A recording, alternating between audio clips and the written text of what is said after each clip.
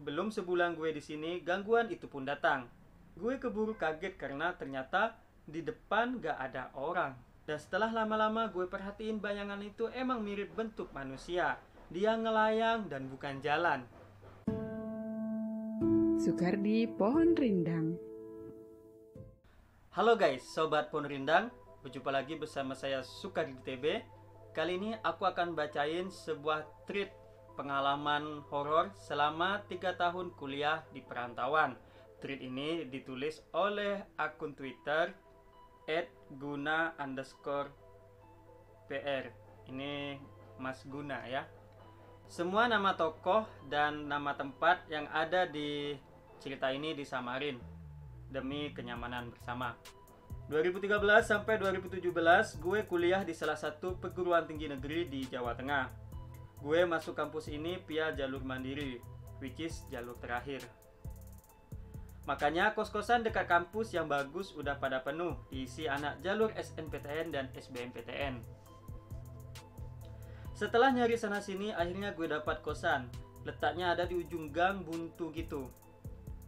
Di kiri dan di depan ada rumah warga. Di kanan ada tanah kosong, biasa dipakai bocah main bola. Dan di belakang ada kayak kebun gak keurus gitu. Lanjut tentang kosan gue. Seperti yang gue bilang sebelumnya, dari awal aura kosan ini emang udah horor. Siang aja serem apalagi malam. Makanya gue cuma pengen setahun aja di sini. Nah, ini kos yang pertama ya. Tahun depan pindah. BTW, denah kosan gue gambar aja ya biar gampang ngertinya. Nah, ini gambar denah kosannya si Mas Guna. BTW, setelah beberapa lama gue dapat info dari salah satu narasumber kalau kos gue ini sebenarnya udah kosong beberapa tahun. Singkat cerita, awalnya gue nyaman-nyaman aja di sini. Belum sebulan gue di sini, gangguan itu pun datang. Gue lagi ngumpul sama anak kos yang lain di ruang tengah. Semakin malam, satu persatu mulai masuk kamar. Dan sisa gue sama Fahri. Lalu sekitar jam 12 malam, gue masuk kamar mau tidur. Sebelum masuk kamar, gue minta tolong Fahri buat bangunin gue jam 5 subuh. Gue tahu si Fahri ini rajin sholat subuh soalnya. Dia pun langsung mengiyakan permintaan gue itu, dan kita berdua masuk kamar masing-masing. Masuk kamar gue langsung tidur, pegel banget rasanya badan hari itu habis kuliah full. Gue tidur cukup pulas sampai akhirnya gue kebangun gara-gara ada yang ngetok pintu kamar gue. Ngetoknya pelan-pelan banget. Dan ada 3 kali ketokan tiap ritmenya. Tok, tok, tok. Gue pikir itu suara Fahri ngetok kamar gue buat ngebangunin sesuai permintaan. Makanya gue agak teriak bilang makasih udah bangunin. Habis itu suara ketokannya hilang. Tapi gue masih ngantuk dan akhirnya lanjut tidur tanpa lihat jam dulu. Beberapa saat kemudian kamar gue diketok lagi.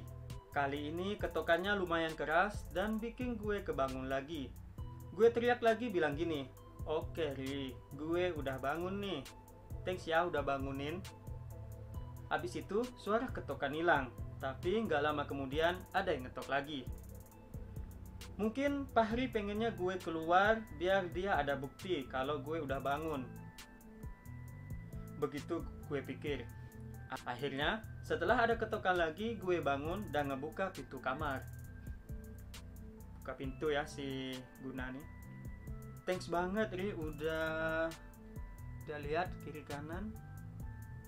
Belum selesai gue ngomong, gue keburu kaget karena ternyata di depan gak ada orang. Sepi sesepi-sepinya. Semua kamar lampunya mati, termasuk kamar Fahri. Fix gue yakin dia masih tidur karena nggak mungkin dia lari ke kamarnya dari kamar gue dalam waktu singkat. Cuma ada suara jangkrik yang gue dengar. Buka pintu, krik krik krik. Gue sadar ada yang nggak beres. Akhirnya gue buru-buru nutup pintu dan duduk di kasur. Jujur, saat itu gue takut sekaligus bingung harus ngapain. Gimana kalau ada ketokan lagi dan sebagainya. Gue mulai keringat dingin. Lalu iseng buka HP, dan ternyata ini baru jam 2 malam. Ya Allah, siapa yang ngetok-ngetok kamar gue jam segini? Gue mulai takut gak karuan. gue chat di grup lain kosan, nanya barangkali masih ada yang bangun, gue mau numpang tidur. Sayangnya, gak ada yang balas. Akhirnya gue tiduran sambil selimutan seluruh badan. Lalu, brak brak brak, brak brak brak. Astagfirullah, kamar gue diketok lagi. Sorry, lebih tepatnya digedor-gedor keras. Sampai tembok kamar gue kerasa getarnya. Gue ketakutan banget. Mau gerak gak bisa, mau teriak gak bisa. Badan gue udah kaku. Gue cuma bisa baca-baca ayat kursi dan Al-Fatihah dalam hati, berharap gedoran itu cepat hilang. Gue baca berulang-ulang, sampai akhirnya sekitar 5 menit kemudian gedorannya berhenti. Bener-bener berhenti, karena setelah gue tunggu 15 menit udah gak ada yang ngedor lagi. Alhamdulillah, suasana mulai kondusif. Meski badan gue masih gemeter ketakutan, tapi gue masih ngerasa ngantuk. Akhirnya, beberapa lama kemudian gue ketiduran. Percayalah, proses gue tidur itu sangat amat menyiksa dan tidak mudah. Kemudian sayup-sayup gue ngedenger suara azan subuh. Pas gue lihat jam ternyata udah hampir jam 5. Alhamdulillah, udah pagi. Aman cobaan gue malam itu. Lalu kamar gue ada yang ngetok-ngetok. Gun, bangun Gun, udah pagi nih. Ini Fahri. Gue langsung buka pintu dan beneran ada Fahri di situ. Gue langsung ambil wudhu dan sholat subuh, lanjut ngaji beberapa lembar. Gue ingat selama gue di sini belum pernah ngaji dan mungkin itu penyebabnya dapat gangguan semalam. BTW, gue nggak ceritain kejadian itu ke Fahri atau teman kos yang lain. Takutnya mereka jadi parno dan malah memperkeruh suasana. Gara-gara kejadian malam itu, gue jadi parno kalau di kosan sendirian.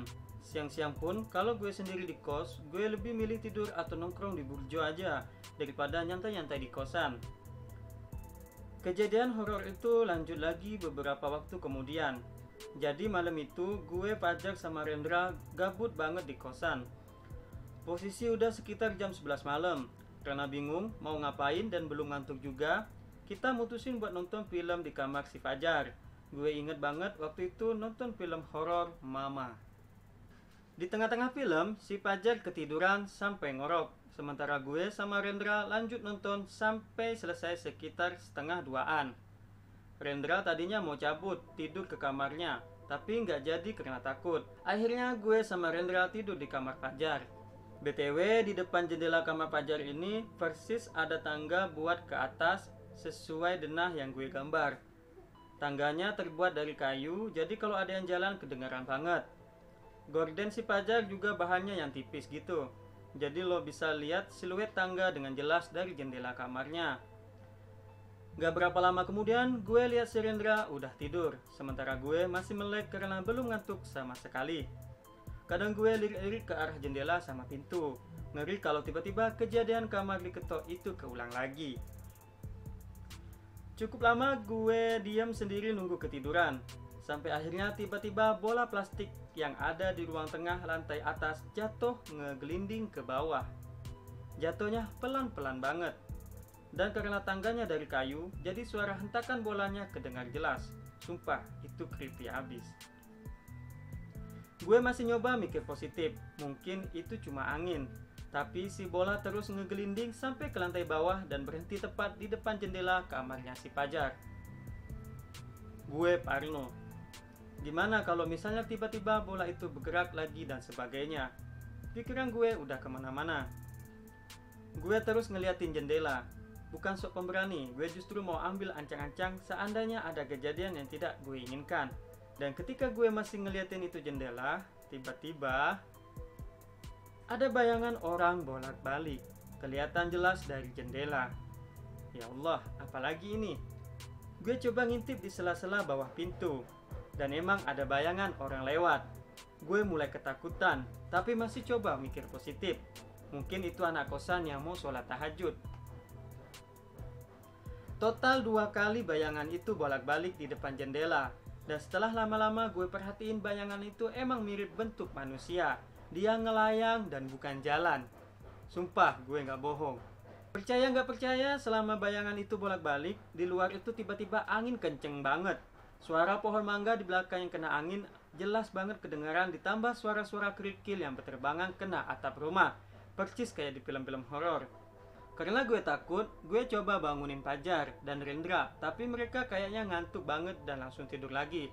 Ya sudahlah, toh gangguan malam itu cuma segitu. Bayangan itu juga nggak ngetok-ngetok dan sebagainya, masih bisa gue handle. Gue tunggu pergerakan mereka yang lain dan ternyata nggak ada apa-apa lagi. Aman, gue lanjut tidur. Paginya, gue tanya anak-anak siapa yang semalam ke belakang jam 2. Nggak ada yang ngaku, mereka nggak ada yang ngerasa ke belakang jam segitu. Ya udah, fix kan? Siapa lagi kalau gitu selain dia? Sejujurnya suara bola jatuh itu lebih menyeramkan dibanding bayangan yang bolak-balik. Lo bayangin ada bola ngegelinding pelan-pelan sampai akhirnya berhenti di depan kamar lo.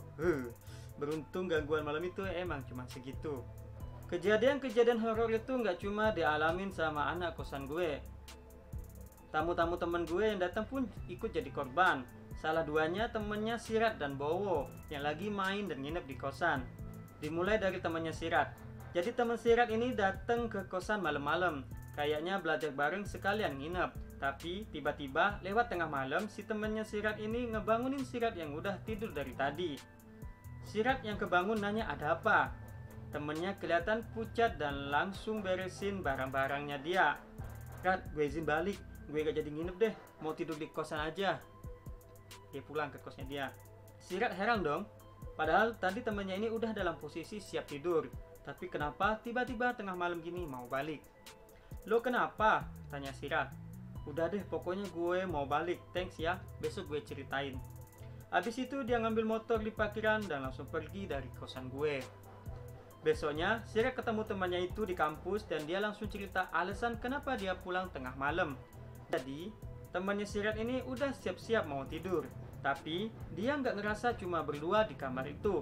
Jelas dia ngedengar ada suara napas lain yang berat. Karena ngerasa takut, dia coba buat nyari tahu sumber napas itu. Dan ternyata, tepat di pojokan kamar Sirat sebelah pintu, ada sosok tinggi besar hitam bermata merah lagi ngeliatin ke arah dia. Ngeliat itu dengan mata kepalanya sendiri. Sontak dia kaget dan langsung ketakutan. Kondisi kamar emang lampunya dimatiin, tapi bayangan itu masih kelihatan jelas. Cukup lama dia coba bertahan di situasi itu, tapi sosok itu tetap di tempatnya ngeliatin dia. Ngerasa nggak tahan, akhirnya dia ngeberaniin diri buat nyalain lampu. Dan setelah lampunya nyala, jreng-jreng, bayangan itu hilang. Dari situ dia ngerasa nggak memungkinkan untuk nginep dan mutusin buat pulang. Untungnya, Sirat bukan tipe orang yang parnoan, jadi dia masih pede-pede aja tidur di kamarnya. Sayangnya, malah gue yang semakin parno. Lain lagi dengan cerita temannya Bowo. Sebenarnya gue lupa sih itu temannya Bowo atau yang lain, tapi anggap aja lah itu temannya Bowo. Jadi, malam belum larut-larut banget, anak kos yang lagi gabut seperti biasa kumpul di ruang tengah sambil nonton TV dan main kartu. Temannya si Bowo ini juga ikut join. Dia izin mau ke kamar mandi yang ada di belakang deretan kamar gue. BTW kamar mandi ini ngadep ke seberang, jadi otomatis kalau lo buka pintu kamar mandi, lo langsung bisa lihat ke arah dapur. Nggak berapa lama kemudian dia balik lagi ke ruang tengah. Sayangnya, dia balik dengan membawa pertanyaan yang bikin anak-anak merinding. Di kosan ini ada cewek. Di dapur ada cewek lagi berdiri. Kayaknya masak tapi diem aja. Jep. Kami langsung saling bertatapan satu sama lain. Lalu salah satu dari kami jawab, di sini cowok semua, nggak ada cewek dan nggak ada yang lagi bawa cewek. Suasana yang tadinya cukup berisik seketika jadi hening. Wajah temannya Bowo pun berubah pucat karena sadar dia baru saja salah lihat. Jujur aja kami bingung harus gimana. Sampai akhirnya kami inisiatif rame-rame ngecek ke belakang. Hasilnya nihil, nggak ada orang. Kami sampai ngecek ke kamar mandi buat mastiin emang nggak ada siapa-siapa di sana. Dan emang nggak ada yang lain selain kami. Karena hal itu, kami langsung masuk kamar masing-masing. Gue masuk kamar Fahri. Kalau suasana lagi horor, gue emang sering nginep di kamar dia. Setelah kejadian itu, anak-anak mulai rajin cerita tentang kejadian horor mereka masing-masing yang selama ini nggak berani mereka ceritain. Ternyata banyak juga cerita horor yang gue nggak tahu. Misalnya, ada temen gue yang lihat sama-sama ada orang separuh, pinggang ke bawah, lagi jalan di lorong kanan. Ada yang lihat bayangan cewek di pagar depan pas lagi nutup pintu garasi. Ada yang dengar suara cewek ketawa, ada yang jendelanya dilempar kerikil, ada yang lagi mandi malam lampunya dimatiin, ada yang ngelihat anak kecil ngintip di jendela lantai 2 pas lagi maghrib kosan lagi sepi. Teman-teman kos gue sepakat kalau daerah belakang, kamar mandi, dapur, tempat cuci, jemuran outdoor adalah area paling menyeramkan. Titik paling menyeramkan pohon mangga. Nggak ada yang berani ngelirik ke atas pohon mangga malam-malam. Lanjut. Kejadian gedor-gedoran yang mirip sama kejadian gue juga terjadi di kamarnya Rizky. Singkat cerita, teman-temannya Rizky dari kampung lagi main ke kos kira-kira 10 orang. Rizky ini emang berasal dari kota sebelah. Sekitar 1 jam perjalanan dari kosan gue, jadi wajar kalau temennya sering-sering datang. Mereka keluyuran sampai malam dan baru balik kos tengah malam. Ketika sebagian dari mereka udah pada tidur, kejadian gedor-gedoran itu dimulai. Bedanya, yang digedor bukan pintu, tapi jendela. Sebagai informasi, jendela kamar Rizky ini ada di atas tangga yang gak mungkin dijangkau sama tangan manusia. Jendela mereka digedor hebat. Karena mereka banyak, mereka berani ngelihat keluar jendela dan gak ada apa-apa di sana. Sayangnya, tiap mereka mulai ngerasa aman, lagi-lagi jendelanya digedor. Mungkin karena takut, mereka balik ke kota asalnya pagi-pagi banget, sekitar habis subuh. Gangguan-gangguan itu bikin gue cukup risih banget meskipun cuma buat sekedar tidur di kosan. Makanya gue lebih sering main dan nginep di kosan teman kelas gue. Apalagi semakin lama kosan makin terpenggalai. Perhatian dari ibu kos makin lama makin memudar. Sampah di kosan udah mulai jarang ada yang ngangkut, begitupun dengan kosan yang semakin jarang dibersihin. Alhasil lantai kotor dan daun pohon mangga berserakan di belakang. Mbak-mbak yang biasa bersihin kosan juga sering banget ganti. Pernah suatu kali gue tanya sama mbak-mbak yang lagi bersihin kos, "Mbak, kalau bersihin kos biasanya pagi jelang siang ya? Kosan pasti sepi karena anak-anak lagi pada kuliah. Mbak pernah ngerasa takut gitu gak sih?" Ini jawaban mbaknya. "Takut sih sebenarnya enggak mas. Tapi gimana ya, saya paling segen kalau bersihin dapur sama lantai atas. Beda aja gitu, hening." Gue cuma bisa senyum. Gangguan-gangguan kecil emang ada di kosan itu. Anak-anak kos mulai inisiatif bikin kayak pengajian anak kosan bareng-bareng, tapi sayangnya nggak pernah terlaksana karena susah banget kumpul semua. Akhirnya ya pada ngaji di kamar masing-masing sesenggangnya. Sampai akhirnya suatu hari sehabis sholat maghrib gue lagi santai-santai di kamar. Tiba-tiba gue denger suara cowok nangis. Suaranya nggak asing gitu, dan gue yakin ini yang nangis adalah salah satu anak kosan. Gue pun beranjak keluar kamar, ternyata anak kos yang lain pun udah pada ngumpul di ruang tengah. Suara nangis itu ternyata suara nangisnya Sirat. Dia nangis di dalam kamar, dan nangisnya itu yang sesekukan gitu, kayak lagi sedih banget. Anak-anak mulai ngetok kamar Sirat, nanya ada apa dan kenapa nangis. Tapi Sirat nggak jawab apa-apa dan tetap nangis. Siangnya Sirat ini emang ngeluh badannya pegel-pegel. Karena khawatir dan kebetulan pintu kamarnya nggak dikunci, akhirnya kami buka pintu dan masuk ke kamarnya. Bener aja, Sirat emang lagi nangis. Posisinya dia lagi pakai pakaian sholat lengkap dan masih duduk di atas sajadah lengkap dengan Al-Quran di depannya. Persis kayak posisi orang mau ngaji. Anehnya, nangisnya itu nggak ngeluarin air mata. Kami bantu nenangin sekalian nanya ada masalah apa sampai nangis begini. Sejujurnya gue sempat curiga kalau ini bukan nangis biasa. Lalu, pas kami masih berusaha nenangin, yang terjadi berikutnya adalah dia ketawa cekikikan. Yap, Sirat kesurupan. Kami langsung panik, apalagi di antara kami gak ada yang soleh-soleh banget, yang bisa nanganin hal-hal beginian. Salah satu dari kami refleks lari ke rumah tetangga, minta bantuan buat diantar manggil ustadz setempat. Sambil nunggu ustadz datang, kami coba baca-baca sebisa kami, sementara Sirat masih merem sambil menangis. Kadang-kadang ketawa, lalu nangis lagi. Begitu terus-terusan sampai akhirnya Pak Ustadz dan beberapa warga datang ke rumah. Pak Ustadz langsung masuk ke kamar dan mulai nanganin Sirat. Sementara kami dan warga yang lain cuma ngeliatin dari pintu dan jendela kamarnya. Pak Ustadz kelihatan lagi baca-baca ayat Al-Quran sambil ngusap-ngusap kepalanya Sirat. Alhamdulillah, gak lama kemudian Sirat udah sadar meskipun lemes. Pak Ustadz masih ngajin Sirat beberapa menit kemudian. Setelah dirasa mulai kondusif dan Sirat udah sepenuhnya sadar, Pak Ustadz dan warga pamit pulang. Waktu itu Pak Ustadz sempat ngasih pesan agar anak kos rajin-rajin ngaji di kosan. Udah nggak bilang apa-apa lagi. Sirat akhirnya cerita kenapa dia bisa kayak gitu. Jadi hari itu entah kenapa punggung sampai pundak dia ngerasa pegel banget. Gue juga ngeh, hari itu Sirat kelihatan agak lemes dan pucat kayak lagi sakit. Pokoknya beda kayak biasanya. Di bawah tidur gak enak, didemin juga gak enak. Lalu dia inisiatif buat ngaji setelah sholat maghrib, siapa tahu bisa enakan. Sayangnya, ketika dia hendak mulai ngaji, bibirnya sulit digerakin. Begitupun tangan dan kakinya.